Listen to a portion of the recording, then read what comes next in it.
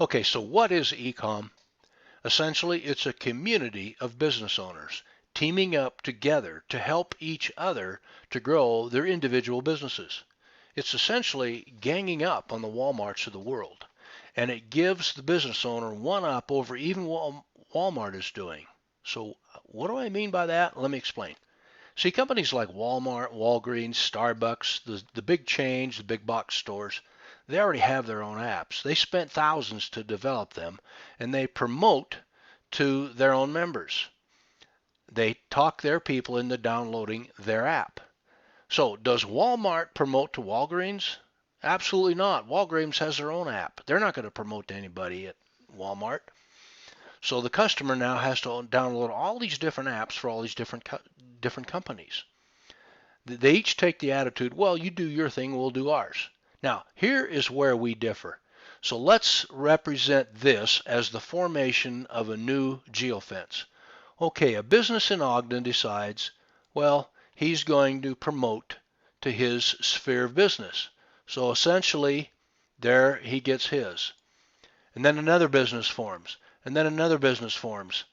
And what's happening is as businesses start coming in, they promote to the people they know, and more businesses, and let's say a business down here, all of a sudden he sees the app, he or she, they promote to theirs, couple up here. You see what's starting to happen?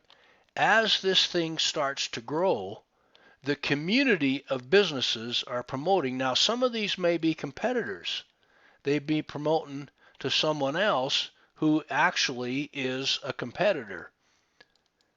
But let me stop here just a second and show you what's going to happen. This scenario we just talked about right here is also happening down south. It's happening in St. George. It's happening all throughout Salt Lake. Do you think this business right here in Huntsville can afford to advertise to folks down in Salt Lake City? Absolutely not. The marketing costs in Salt Lake City are off the charts. But what happens when those people who are down in the Salt Lake City area, as they're downloading their apps, when they come up through here and they go in through Huntsville, he can now promote to those Salt Lake City people because they have entered his geofence. But here's the cool part.